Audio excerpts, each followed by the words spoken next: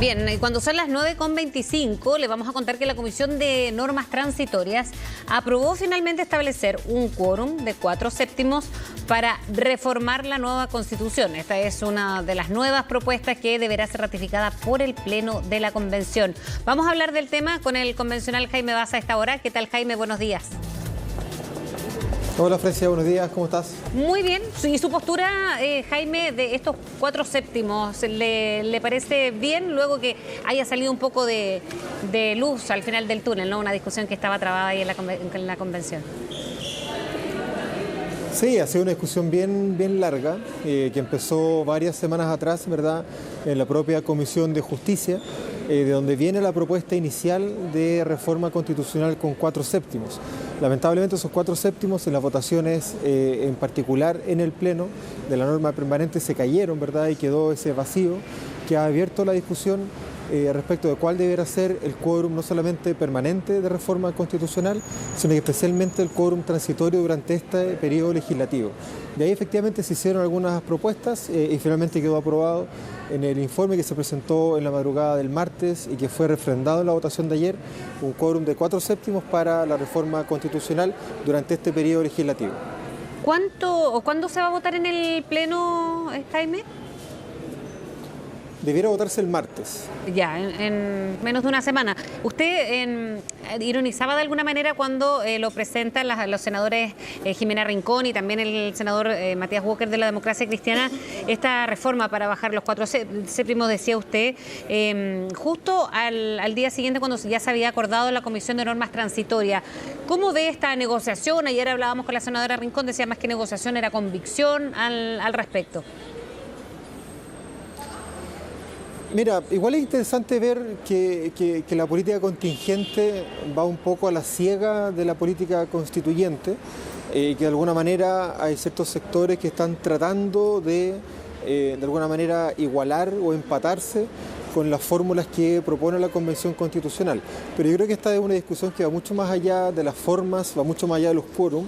Esta es una discusión de fondo, es una discusión de contenido, que yo creo que está marcada principalmente por el tipo de propuesta constitucional que la Convención le está haciendo al país, por la forma en la que esa Constitución recoge derechos fundamentales, por la apertura que tiene a la participación ciudadana, por la forma de estructura territorial del Estado, el fortalecimiento de las regiones, el fortalecimiento de los municipios, que yo tengo la impresión que es una discusión, insisto, de contenidos que se ha dado específicamente gracias a la conformación principalmente ciudadana de esta Convención Constitucional. Entonces, más allá de los quórum, más allá de empatar las formas de reforma constitucional, yo creo que los contenidos de la discusión que se han dado en esta Convención Constitucional están muy lejos de los que podrían darse eventualmente en el actual Congreso Nacional.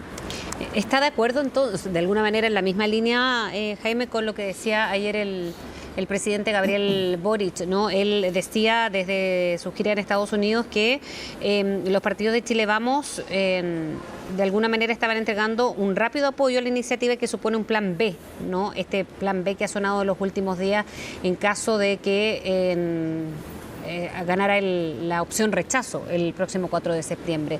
¿Ve aquí algún interés por parte, por ejemplo, de los partidos de derecha también que se están sumando? Bueno, ese plan B es la alternativa que teníamos el 25 de octubre del año 2020, ¿verdad? Rechazar para reformar. Y yo creo que ya fracasó en octubre del 2020 en aquel plebiscito. No veo ninguna razón por la cual vaya a tener éxito ahora. Y eso, ¿cómo lo ve cuando lo escucha? Por ejemplo, en la Democracia Cristiana, para continuar con eso, hay posturas distintas. El senador Huenchumilla decía que el plan B es, primero, cambiar las condiciones. En eso coinciden con varios otros parlamentarios, ¿no?, que están en el Congreso en estos días comentando este plan que dice usted ya no está dentro. ¿Es cambiar las reglas del juego este plan B o es un rechazo disfrazado, como lo decía el senador Huenchumilla? Yo creo que tiene dos grandes características. Por un lado, efectivamente, es una suerte de cambio en las reglas del juego, que es un cambio bien complejo porque, como la misma Comisión de Venecia señaló en el informe que pidió el Senado, la ciudadanía hace ya más de 2 años que sabe cuál es el itinerario constituyente, cuáles son las etapas que tiene este proceso, participó y concurrió al plebiscito del 2020 con ciertas condiciones, con ciertas características, al mismo tiempo participó y concurrió a las elecciones constituyentes de mayo del año 2021 con las mismas características. Efectivamente, cambiar esas reglas del juego es de alguna manera jugarle chueco, ¿verdad?, a la ciudadanía. Nosotros en la Convención Constitucional hicimos un esfuerzo importante, ¿verdad? Ustedes se acordarán lo duras que fueron las discusiones en julio, agosto, septiembre, por respetar y mantener las reglas del juego, incluso el quórum altísimo de 2/3 que se nos impuso, y me parece que tratar de cambiarlas a mitad de camino efectivamente va un poco en contra de esa certeza política que necesitamos transmitirle a la ciudadanía. Pero en segundo lugar también se ve un cierto efecto, no creo que sea la intención, pero se ve un cierto efecto de proyectar confusión a la ciudadanía de cara a un plebiscito tan importante para nuestro pueblo, para nuestro país. Yo creo que en vez de transmitirle confusión, tratar de alguna manera de evitar, ¿verdad?, este solapamiento entre constituciones que son tan distintas entre sí. Yo creo que los representantes de la voluntad popular tenemos la responsabilidad de ser muy claros y muy tajantes frente a la ciudadanía respecto de cuáles son las características del proceso constituyente que estamos transitando, cuáles son las propuestas de la nueva Constitución y especialmente cuáles son los efectos del plebiscito del 4 de septiembre, porque se aprueba y se implementa la nueva Constitución, se rechaza y seguimos con la Constitución vigente. ¿Y de dónde viene este querer transmitir confusión, cree usted, a la ciudadanía, Jaime? No sabría decirte, yo creo que habría que preguntarle a las personas que están detrás de esto. Pero ¿de dónde son estas personas que cree usted que hay una intención de confundir? No, yo no digo que haya una intención de confundir, pero ese es parte del efecto que se puede provocar con este tipo de propuestas, ¿verdad? Porque de alguna manera trata de mostrar que hay una similitud importante en las formas que caracterizan a la Constitución vigente con las formas que caracterizan a la nueva Constitución desde la perspectiva, por ejemplo, de su reforma, cuando en realidad sabemos que lo realmente importante del cambio constitucional y de la reforma constitucional no son tanto los quórums y los procedimientos formales, sino que especialmente quiénes son los que participan, ¿verdad?, en este tipo de decisiones. No es lo mismo una decisión constituyente tomada por representantes de la voluntad popular elegidos y elegidas para esto precisamente, luego de un plebiscito de entrada, que volver a entregarle una decisión como esta al actual Congreso Nacional. Eso no hace mucho sentido. Yo creo que eso estaba ya para el 2005, eso era para la década del 90.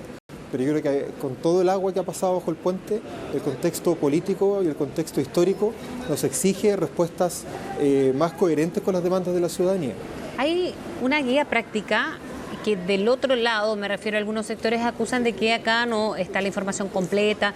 Ha sido bien criticada, Jaime. ¿Cómo recibió esas críticas respecto a este insumo, ¿no? Un insumo que saca la Convención para empezar ya a adelantar la lectura del borrador definitivo?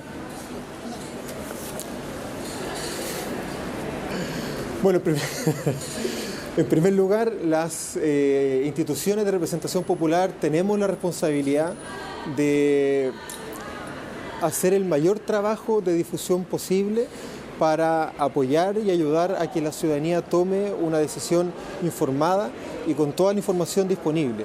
Y desde esa perspectiva, la mesa de la Convención Constitucional tiene no solamente el derecho, sino que además el deber, tiene la obligación de dar difusión a los contenidos de la nueva Constitución. Ahora, yo entiendo que efectivamente ese acto de difusión genere cierta molestia, especialmente en quienes defienden el actual contenido de la Constitución que todavía está vigente, porque las propuestas que se contienen en el borrador de nueva Constitución son propuestas que profundizan de manera muy significativa la democracia, el reconocimiento de los derechos fundamentales y la forma de participación ciudadana tanto en clave política como en clave territorial. Entonces, efectivamente hay un cambio político importante, hay un cambio de paradigma en la propuesta del borrador de nueva Constitución que se aleja muy significativamente del concepto de democracia protegida que todavía irradia la Constitución del 80 en la Constitución vigente, y es razonable, es natural que aquellas personas que defienden todavía el proyecto político que la Constitución vigente representa se incomoden, ¿verdad?, con la difusión que se realiza de los contenidos de la nueva Constitución, precisamente por el carácter transformador que ese borrador tiene. Y lo último, Jaime, esta guía práctica no pretende eso, motivar a una opción determinada, como el apruebo, por ejemplo, ¿no? No, lo importante, así como el video del gobierno, ¿verdad?, es promover la participación. No olvidemos que este plebiscito es un plebiscito con voto obligatorio por primera vez en bastante tiempo, ¿verdad? Y tenemos la responsabilidad, la obligación de incentivar la participación.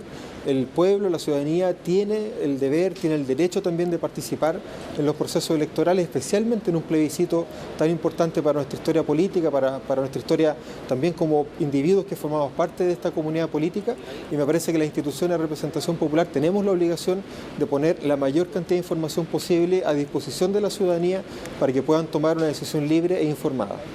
Bien, Jaime Baza, muchísimas gracias por hablar con nosotros esta mañana.